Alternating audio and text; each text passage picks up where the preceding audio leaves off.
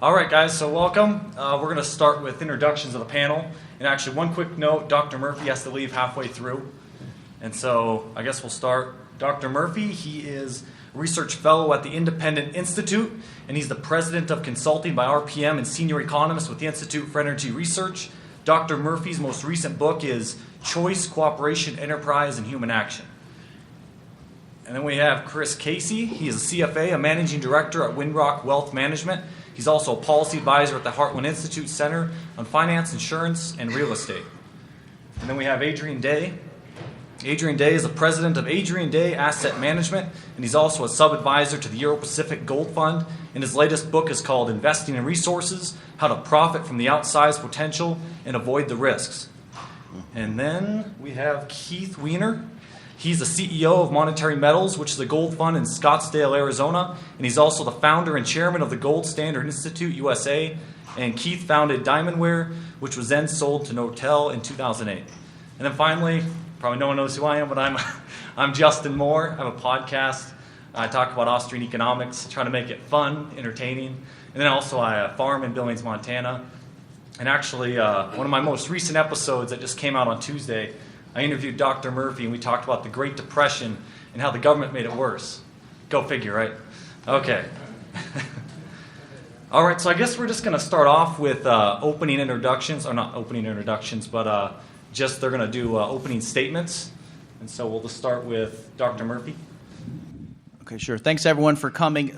So in contrast, I think some of these guys, I'm more of an academic economist. I'm not in the markets per se, but a lot of my work, I do talk about the business cycle. And what I think people get from studying the Austrian school, so even obviously people here at Freedom Fest are largely fans of the free market, and a lot of times people will say, what's the difference between what you Austrians do and the Chicago school guys? Is there a big difference? And so in a lot of stuff, they are pretty much the same, but where they're really different is with money and banking. The Austrians tend to be very skeptical of central banking and the government's manipulation of the money supply. And in particular, Ludwig von Mises developed the Austrian theory of the business cycle, which says that it's artificially low interest rates that stimulate a boom that then leads to a bust. So I think it's worthwhile for you just to be acquainted with the teachings of the Austrian school to understand that perspective. And a lot of economists, that's how they explain what happened with the housing boom and bust. They don't call themselves Austrian. They might not even know that that's a variant of the Austrian business cycle theory, but a lot of them recognized after the fact at least that, oh, wait a minute, maybe these really low interest rates aren't just medicine for the economy. Maybe that's what sets us up for each subsequent bust. Well, I'll just add that I do think Austrian economics is a powerful tool for any investor. The main reason being is that the two greatest risks to anyone's portfolio are inflation and recessions, right? Because recessions are going to pop any bubbles that are existing out there in various financial markets. And because of that, because the Austrians have very unique explanations for both of those economic phenomena, it's a very powerful tool to avoid and structure a portfolio appropriately. Yeah, I agree with that. I agree with both of them. To me, Austrian economics helps with the big picture. It helps over the long term. I don't walk into the office every morning and say, shall I buy Nestle today? Well, let's look up what von Mises says about this. That's not the point. But it certainly helps you, and primarily we've already had two people talk about the boom and bust cycle. I think, to me, that is the most useful tool that Austrian has as it applies to economics. And, you can think of you can think of the impact for that. You think back to the tech boom in the late 90s, or you think of the housing boom in 2006. I think it's true to say that there wasn't a single Austrian that didn't realize that this was going to lead to a bust. We were not of the school that thought that, the world was being revolutionized and the tech boom would go on forever. Now, admittedly, we saw that coming, but you don't necessarily see exactly how it's going to play out. And I know for my own part, I didn't realize in 2008 that it would lead to such widespread destruction in so many different sectors that were totally unrelated to housing and what was going on. One can argue about that, how much was the responsibility of the government's response for actually making it worse. But anyway, I think that's the, that to me is the main use. Tie in with gold, there's a lot of people that see gold as worthless. It's this old, yellow, shiny, antiquated, metal. And actually I have a quote here from, Warren Buffett. Okay, he's a guy that knows a thing or two about investing, but this is what he says. I just want to get your guys' response to this. He says about gold, it gets dug out of the ground in Africa or someplace, then we melt it down, dig another hole, bury it again, and pay people to stand around guarding it. It has no utility. Anyone watching from Mars would be scratching their head. So let's get your guys' response to. Well, Mises liked to point out, he said the primary virtue of gold is that it can't be just created at political whim, that it is hard to get it out of the ground. It's got a built-in scarcity. So, a lot of these things that people are looking at as sort of its downfall is actually its primary virtue, that when it comes to money, the Austrians stress any quantity can fulfill its monetary function just once prices and wages adjust. And so really the thing that you have to guard against in terms of a stable monetary system is that it can't just be increased when a few political officials decide they want to spend more. And I guess, you're going to say something, Chris? Okay. And, if you want to profit from what's going to happen once gold and silver do eventually rise, they've been in a slump for, 5 years now? Just a few days ago, they hit a 5-year low. I guess how best do you profit from that? Owning the physical metal, the miners, what's the best way? I'll make a comment on that, if I may. I think the primary criterion that you need to look at in answering that question is what exactly is your goal and purpose in owning gold to begin with? Are you trying to maximize your short-term profit returns, or are you looking on gold as its traditional in the traditional form of insurance or as a hedge? And if you're looking on gold as an insurance, then the closest you can come to actually owning the physical metal in your own grubby hands, the better. So owning it yourself in your own safety deposit box is better than having it, in a bank or in a storage company somewhere. That's better than having it, in a form of paper gold. That's better than having it in the form of gold shares, which can move contrary to the price of gold, certainly for extended periods of time. So I think a lot depends on what your purpose in owning it for is. I totally agree. And by the way, that Buffett quote, I think Friedman's made a very similar comment years ago. And Bob's right. It's the whole purpose of digging it out that gives its virtue. Regarding how to own or what you should own, Adrian's right. It depends on what your purpose is. But if you're coming at this from a standpoint of not owning any gold, I think everyone would be well served to own some physical gold first, and then for profit potential down the road, start exploring miners, which have explosive growth and profit potential because they have such great operating leverage to the actual gold price. So I would encourage people, if you don't have any gold, start accumulating a stockpile and then worry about miners later on when you really want to profit from any kind of upcoming inflationary period. Okay. If I could just add on this. One of the questions I always like to ask the audience, especially when it's on a Friday afternoon or a Saturday, does everybody know what the gold price closed at today in this room? 1161. About 1160. I always like to turn around and say, does everybody know what the dollar price closed at today?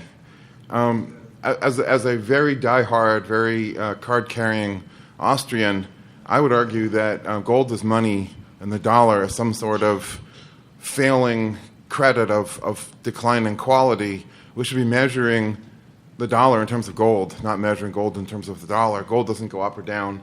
Gold is, period, and it's the dollar that goes sometimes up, as in the last few years, and mostly down.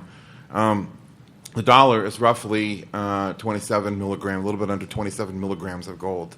It started, of course, at 1,500 milligrams, a little bit over, in 1913, back in the time when the dollar was defined as a weight of gold.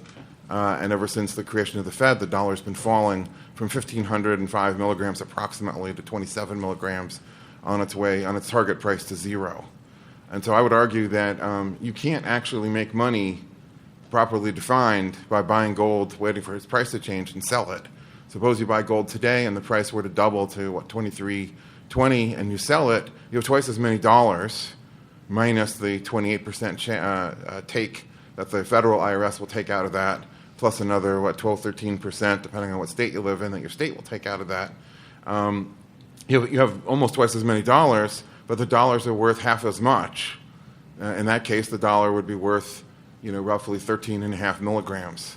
And so, if you want to make money, gold, playing the markets, you can use silver, you can use gold mining shares, you can use leverage on futures contracts if you have a strong stomach.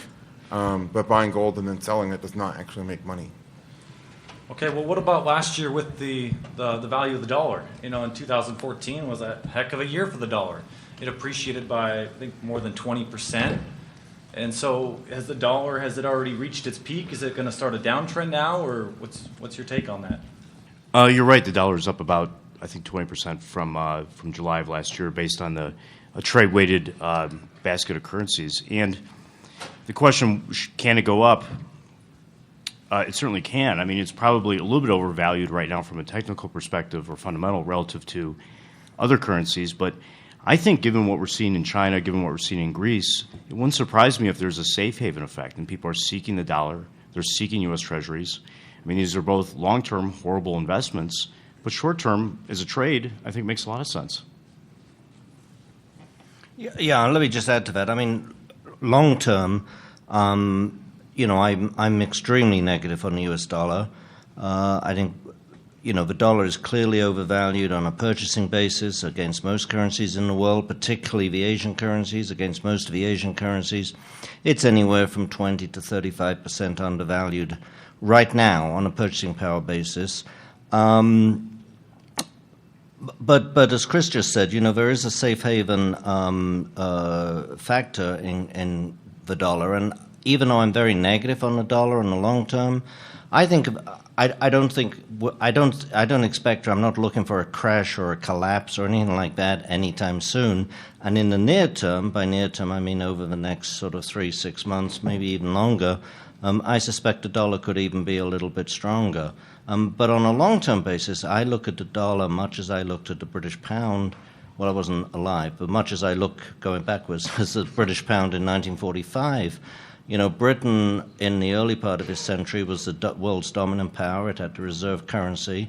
World's dominant economic and military power. It had the reserve currency. But it had problems. It was over-indebted. It was militarily overextended with bases around the world. It had a growing welfare system. Does any of this sound familiar? And it had huge unfunded liabilities. And the problem with being a reserve currency is that when you're a world reserve currency, anyone will accept your money. And so you print or create more currency than you need for your own domestic purposes. And that's fine, so long as the Chinese central bank and the Hungarian taxi driver and the, I was going to say Mexican prostitute, let's say the Colombian cocaine dealer, so long as they'll all accept US dollars, everything's fine. But once they start losing faith in that dollar, and once and this is the key point, once something else takes its place, then very quickly people lose faith in the reserve currency, and they don't want it anymore. And all that money has already been created, and it all comes back to the home country. So as we saw in Britain, the British pound went from 5-1 against the dollar down to 1-1 against the dollar in 25 years after the Second World War. I think something very, very similar is going to happen to the US dollar, and probably in a much shorter period. If I can add my 2 cents here, just as I would not measure gold in terms of the US dollar, I would not measure the US dollar in terms of the other currencies, which are actually dollar derivatives. And I realize that's a controversial statement. Let me explain. The dollar is on the asset side of every central bank's balance sheet. People like to look at China. The People's Bank of China is going to replace the dollar with the yuan and so forth. People's Bank of China has somewhere over $1 trillion as their asset, against which they've issued, I don't know what the exchange rate, what is it, about 8 cents per yuan, something like that. So they've issued X number of trillion yuan as the liability against their dollar asset holding. The euro, the pound, the yen are all dollar derivatives. And so I don't think, aside from my judgment that the other currencies are being abused even more badly in relative terms than the dollar is by their governments and by their central banks, I don't think that the derivatives could survive the collapse of the underlying security. If the dollar collapses, there's no way that the euro, the pound, etc., could possibly survive that cataclysm, because it would instantly turn all of the central banks of the world into something so deeply bankrupt that they would have to collapse on the instant. That's my view. Okay, well now we've had interest rates near 0%. For the last 7 years, the Federal Reserve's printed over $4 trillion. They've done QE1, QE2, QE3. Have we seen the last of the money printing, or is QE4 coming? I think eventually, as soon as there's some significant economic downturn, they're not going to call it that, right? Because it sounds ridiculous at this point. Although they should, everyone's going to know what they're doing, no matter what name they give it. They probably have people working on it around the clock right now for the new name. But I wouldn't be surprised if, that printing money is not the only mechanism at the Fed's disposal to increase the money supply. They could do other things. Besides, they also have the interest rates, and they also have the reserve requirements. The amount of money that they demand is kept on hand for demand deposits. Right now it's around 10%. So as soon as we have any kind of economic downturn, I do think they're going to go right back to the same playbook, and it's a Keynesian playbook, right? It's massive deficits, so you're going to increase debt. It's printing money like crazy. And obviously it's the last thing you should be doing, but I do think they'll go right back to the old recipe. They may do it a little more in stealth. They may have other mechanisms. They may just lower the reserve requirement. But I do think we'll eventually see some form of increased money supply, whether they call it QE and they're buying assets or not. Yeah, I agree. I couldn't necessarily predict what Yellen might want to do next. But I do have one thing to add to this, which is they can't allow interest to rise very significantly. The Fed itself is in danger of bankruptcy if that happens. So the Fed itself has accumulated a portfolio of approximately $3.5 trillion. That's the excess bank reserves that everybody hears about, is parked at the Fed. The Fed is borrowing this off the banks on an overnight basis, paying somewhere around 15 or 20 basis points, I believe, currently to borrow this. And that's how they finance their purchase of an equivalent amount of U.S. Treasury bonds with an average duration more than 10 years. So suppose interest rates were to be normalized. Everybody has a different definition of normalized. I was particularly keyed in when a monetarist, Marvin Goodfriend, thinks that normalized might be something like 300 basis points, 3% for the Fed funds rate. And then make whatever assumptions you might want to make about what the 10-year Treasury should be based on that. If that happens, then the Fed is instantly upside down, both on a assets to liabilities basis and on a cash flow basis. Because suddenly the Fed is borrowing at 300 basis points in order to earn 250 basis points, and multiply that loss, that cash flow loss, times $3.5 trillion. How long would it be before the Fed had depleted its very scant capital reserves? Number two, if the interest rate on the 10-year Treasury bond goes from approximately, 2.2% today, 2.3%, if that were to shoot up to 5 or 6%, that is an enormous loss on the price of the bond. So the Fed would then have to write down the value of its assets, whereas, of course, the value of the liability side remains the same. So the Fed is upside down both on a negative cash flow basis and a negative equity basis. I don't think the Fed can afford to allow that. I don't think they want to find out what would happen if the world's central bank were suddenly be upside down in that way. I agree with that completely, and let me just add something else, if I may. There's another factor as well beyond the Fed, and that is the U.S. government. Right now, the average interest rate that the U.S. federal government is paying on all of its outstanding debt, including 30-year bonds issued 29 years ago, is now about 1.8%. That's the average. That's what is paying today on all of its outstanding debt. The average that the U.S. government paid over the last 25 years, and note that 25 years is well past the Volcker extreme, so we're not talking about bonds issued in 1979 or 1980. The average over the last 25 years is 6.25%. So the government is now paying less than a third both because interest rates are lower and also, of course, because it's been issuing more at the short end rather than at the long end, where rates are typically higher. If rates were to start to move back, even halfway towards normal or average, the federal government, the amount, the percentage of government revenue that is going towards servicing the debt would go from about 10 or 11% all the way to 20, 25%, depending on how far back it goes.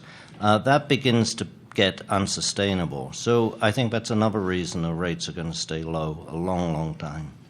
Okay. Agreed. Well, so looking, for a lot of people out there, they want to diversify outside the United States. What do people need to look at before they invest in other countries? Like what makes a certain country better to invest in than another? Just kind of the Austrian sort of view on that. Rule of law. That's a good start. Yeah, a stable currency, for one thing, that's key. A developed and liquid enough market. As far as you would like to see them, obviously practicing or initiating free market initiatives across the board and lending you to believe that they'll have sustained real economic growth. I think that's key. Property rights, respect for property rights, and also a history of doing the right thing. We all know what we mean by the right thing, but a history of doing the right thing. I think back. In fact, I had a discussion with someone earlier today about Malaysia in the Asian crisis in 1997 imposed capital controls over foreign investors who sold their stocks, couldn't exchange them for dollars, and couldn't get the money out. That still has an effect on investors' perception of investing in Malaysia.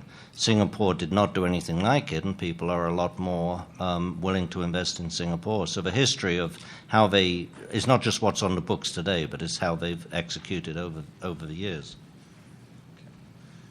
And so what sort of strategies do you guys use to try to time the markets as best as you can? I know there was a panel earlier that talked about this, but I guess as Austrians, like Mises and Hayek, they predicted the Great Depression. Irving Fisher wasn't. He kind of had a bad prediction there. 2 days before the market crashed, he said that they hit a new plateau. So I guess how do you guys try to predict and time things as best as you can? I don't know if we're necessarily trying to time them.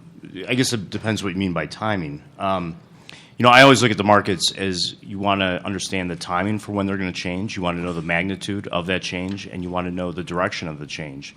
And to the extent you're more certain about the direction, give an example, U.S. stock market, you eventually know it's going to go down. Pretty certain about that. As long as you know about the magnitude, U.S. stock market, again, it's going to be a substantial downturn eventually. Timing becomes far less relevant because you can position yourself and wait because you're certain about a massive move eventually. So, there's always that phrase of picking up nickels in front of a steamroller.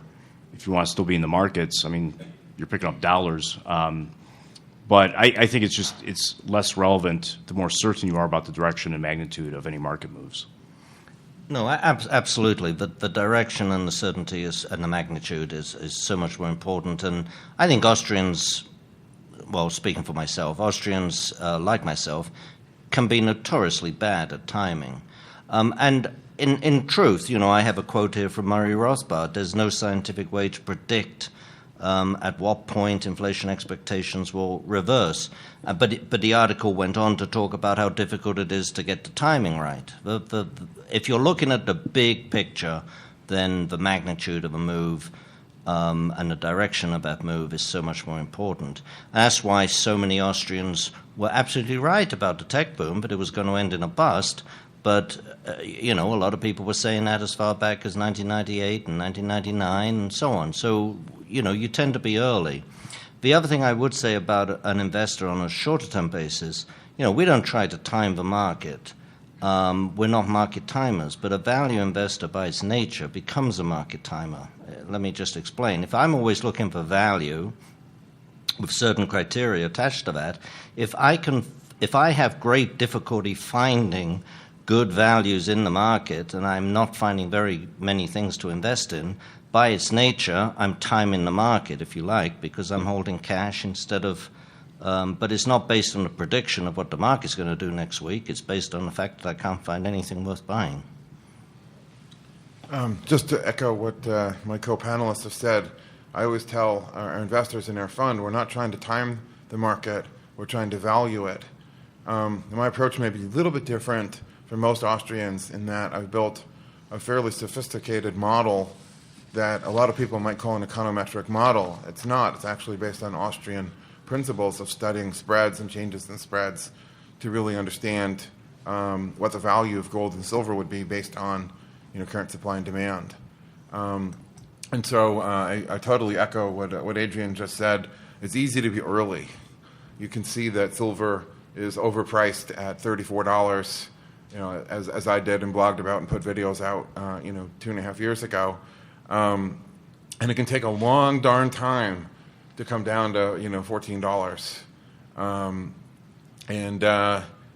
I think the only advice I would have, to people managing their own money, not professional money managers, is don't try to time the market. I think that's a sucker's game that not likely to produce good results. Because too many random things can happen. You're bearish on the silver price, and Bernanke comes on the TV and says something about inflation expectations, and then boom, silver's up $1.50 in a matter of a minute. And you can draw charts of it, and you can plot the half-life of how long did it take to go up, and how long does it stay that before it comes back down, and so forth. But anybody that was trying to time that, can get surprised by random. I guess the economics term would be exogenous events. Things that have nothing to do with nothing, and then boom, there it is. I think that gentleman has a question back there. I don't know if you want to. Okay, I guess if we wanted to, we could start questions. If you guys want to start lining up to the mic.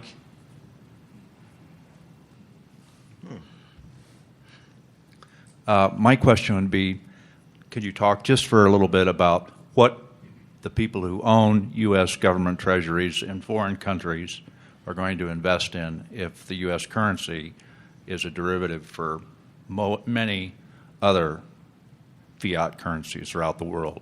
Swiss francs, will they buy gold? Will they invest in Singapore, et cetera? What kind of things are the people who hold trillions of dollars of U.S. debt going to do in equities? Are you answering that? I'm just thinking about the answer to that. Well, the answer is all of the above. I mean, you've seen in many countries like China, Russia, Singapore, etc. They've all been diversifying away from the dollar. In the case of China, as I think most of us know, they've bought a lot of commodities. They've done joint ventures on mining companies. They've bought they bought mines and mining companies. They've also bought, factories and so on. In the case of Singapore, and it's more on an equity basis. But they've bought assets as diverse as banks in Europe, and Russia's bought a lot of different currencies. They've bought the Canadian dollar, the Australian dollar. They've just generally been diversifying away from the dollar in many, many different ways. And of course, they've been buying gold. Russia continues to buy significant amounts of gold for the central bank. Yeah, gold would be the one anti-dollar that is not a dollar derivative, right? I mean, that's the thing to own if you don't trust the full faith and credit of the U.S. government. That's the one thing to own. And it's not. And by the way, I don't regard it as an investment. It's just simply self-preservation. You're not going to lose your capital in gold. Yeah, I just wanted to just point out that there's a lot of financial news now involving China, Puerto Rico, and Greece. Does the panel can comment on any of these, all three of these? Yeah, I think in all three cases they've abused their credit. And I think as the full facts come out, we're going to find that the abuses as bad. We Americans see what our government is doing and what our Fed is doing. But I think in all these cases, and most especially China, the statistics that I've seen, and I'm sure this isn't the half of it, are horrific on a scale that's almost inconceivable. That China in 9 years created more assets and therefore more debt than the U.S. banking system had extant since 1792, to finance empty cities and empty shipping container ports and empty steel manufacturing plants and so forth. The thing with too low interest rates is it stimulates not necessarily rising consumer prices, but increased unnecessary capacity in everything. So there's too much iron mining capacity, too much iron smelting into steel capacity, too much steel manufacturing into bars and rebar and girders and so forth capacity, too much shipping capacity for iron ore and so forth. All of that has been overstimulated. And so the bottom line is they've created a debt that normally should have an asset to back it, but if the asset is unneeded, unnecessary extra capacity, it'll never earn a profit. How's the debt going to get repaid? And the answer is it isn't. And so we're seeing certainly in Greece, the fallout of what happens when you borrow money that you can't repay. Eventually, the piper's got to be paid. And Puerto Rico I haven't followed Puerto Rico as closely, but it appears to be the same basic case as Greece. China's a little bit different. It wasn't a welfare state. It was this, stimulated economy. The net result being the same. And when China goes over, you think there's been volatility in the markets the last couple of weeks. You ain't seen nothing yet. And that may not be this year, but when it occurs, that is going to be gigantic. I'll just add that of those three situations that were mentioned, I find the China one perhaps the most troubling. And it's not so much what's occurred, it's in the fact that the markets went down, it's the response the government had to it. This breaks with their consistent position over the years of becoming more and more free market oriented. And these measures they have taken are draconian, they're extremely counterproductive, and all bets are off as to what happens next, right? What happens with treasuries if they start selling them to bolster their own stock market? That could be very problematic if it spike interest rates here, so significantly. So of all those situations, yes, Greece is, I think, a problem, but China I find very disturbing. Yeah, so for the benefit of the audience, China has now said they're going to arrest and imprison people who maliciously sell stocks. So you've got a problem. If you're about to hit the sell button, do you think in retrospect the secret police would decide that your selling was malicious or benevolent? And choose wisely, because if you choose wrong, you're going to lose all your money if you hold the stock. But if you sell it, you can go to prison and maybe be disappeared. So, right, what happens next after you do that? Well, they got a nice blip in their stock market from the news that I followed. But is that a way to have a stock market that's stable? Well, and the other thing about it, I'm much more concerned about the Chinese stock market right now, to be honest, than I am about the long term of the Chinese economy. I'm quite sanguine on that, to be honest. And we can all point to various things and laugh at the empty city with no one living in it. But, any time a country goes through an industrialization, you always have these sort of anomalies and weird things. And we had the same thing in England. We had new towns being built that people didn't move to for periods of time. It's just that the scale in China is just so much more dramatic.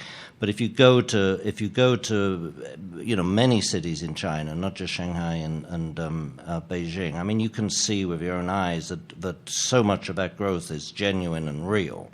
But on the stock market, it's one of the most damning things or damaging things about the stock market is I think 9% of all the stock is held on margin, which according to Goldman Sachs is the highest level of any market at any time in history. When you buy stocks on margin, especially in China, I forget the exact period of time. Is it 60 days? Or 45 days, you have to close out the position and reinitiate it. That means a lot of the margin that's around today, a lot of the stocks that were bought on margin today, not stocks that were bought a year ago that's gone up 150% and gone down 30%. Well, okay, I can live with that. Probably you can too. It's stuff that was bought 3 months ago or 2 months ago at the peak. So this is very, very, potentially very damaging in my mind. So, Mr. Day, you mentioned that the British pound was replaced by the U.S. dollar around 1945. And just thinking, I don't see which currency would replace the dollar if China's probably a lot weaker than we think. I don't know if the yuan would come in, and it just doesn't seem like there's another currency that would swoop in and become the world's reserve currency. Maybe you guys could speak towards how certain the dollar is as the world's reserve currency, and then is it possible if the dollar, if other currencies are derivatives of the dollar, then why would we swap to one of those derivatives? Maybe is there going to be a switch straight towards something else, like gold, or I don't know. Well, we all have something to say on it, I'm sure. But let me just, since you mentioned my name, let me just take it first. You hit on a very key point, which is what's going to replace it, and you can't see anything replacing it right now. And if you look back at history, the times that different empires have peaked and declined, and then someone else has taken over. The smoothness, if you like, of that takeover depends on a lot of factors. But if you look at Britain, for example, as I mentioned, was it earlier today or was it at the panel this morning? I've forgotten. But when you look at Britain in the early part of last century, it was very, very clear to everyone, including British people, it was very clear that Britain was losing its supremacy. Of course, a lot of British people wanted it to take longer and so on and so forth. But it was very, very clear that Britain's days were numbered in terms of its supremacy, and it was equally clear that the United States was going to take over. So you had a really very smooth, and I say peaceful, because World War II had nothing to do with the change from Britain to U.S. You had a very smooth and very peaceful transition. But in times where it's not clear who the next power is when you can have extreme volatility, but also a very unpeaceful transition. To me, it's fairly clear that if you go ahead 20 or 30 years, it's very clear that China is the next world superpower. Militarily, they're probably already ready, although I don't think the U.S. likes to admit that. But in terms of their capital markets, the capital markets are simply not strong and mature enough. You're absolutely correct. So there's no way in the near future that the yuan is going to take over as the world's reserve currency in the near future. But I think that will probably come. What I worry about, and this is a tangent and I'll stop talking, sorry, but what I worry about is how the U.S. acts towards the growing power and supremacy of China. And so far, I have to say the portents are not very encouraging. You hear U.S. government officials openly talking about China as a potential enemy. That is completely the wrong way to talk about a country that hasn't attacked us yet, as far as I know, and is going to be the next world superpower. I think, I'm not talking about rolling over and playing dead, but I think the U.S. approach to China is completely wrong. Anyway. I don't expect the regime of irredeemable paper currency to last 20 years. A friend of mine, John Butler, wrote a book called The Golden Revolution. He makes a really interesting point about how the gold standard first arose in the 19th century in Europe. And it wasn't that all the countries got together and agreed. It was actually quite the opposite. They were often at war with each other and they didn't agree on anything, and therefore gold was the only thing they could trust. If we're envisioning an era where no other country is willing to trust the United States and its full faith and credit anymore and take our debt as if it were money, I don't think there's any other country they're going to trust either. And this move in the Chinese stock market where they're threatening to arrest their investors for selling maliciously, I think just further cements that. Nobody is going to trust anybody's currency, and I don't see any paper currency being able to supplant the U.S. dollar. Gold is the only thing that is going to work in that environment. And I can point to various examples, particularly involving Iran and India, transactions being conducted in gold, because India is not going to take the Iranian, whatever their currency is called, and vice versa. But gold speaks its own language, and gold cash on the barrelhead. That's it. There's no trust necessary, no trust asked for, and no trust granted. It's a very straightforward thing. Another virtue of gold, I suppose. No trust and no credit involved. Could I ask you guys to just comment on the Austrian point of view on inflation ahead versus maybe deflationary forces, just a point of view of what lies ahead? Well, we could experience some deflation, I think, because if we had an economic downturn, and you have the banking system collapsing as far as loans being defaulted upon or being repaid immediately at some haircut, that has a negative impact on the money supply. So there could be a brief period of deflation or simply of less inflation. But given the amount of money that's been created over the last, since August of 2008, simply due to the sheer size of that amount of money, I think we're going to have significant inflation here. I think it's inevitable, although that we could be whipsawed by having a brief period of deflation first. Yeah, I mean, this is a huge question, obviously, but I think one of the things that's important to understand is that we already have seen some inflation. We just haven't seen a lot of inflation in consumer prices, although more than the government would admit. But remember, under the Austrian theory, inflation always flows to capital goods first. And we've seen huge inflation in asset prices, in the stock market, in collectibles, artwork, and so on. So that is real inflation. It just hasn't got to consumer goods yet. Okay, So- and that's time. Just to add a thought, so I've written my theory of interest and prices, and I think that interest rates continue to fall, and in my paper discuss the connection between interest falling and prices falling. I expect continued downward pressure at the commodities level.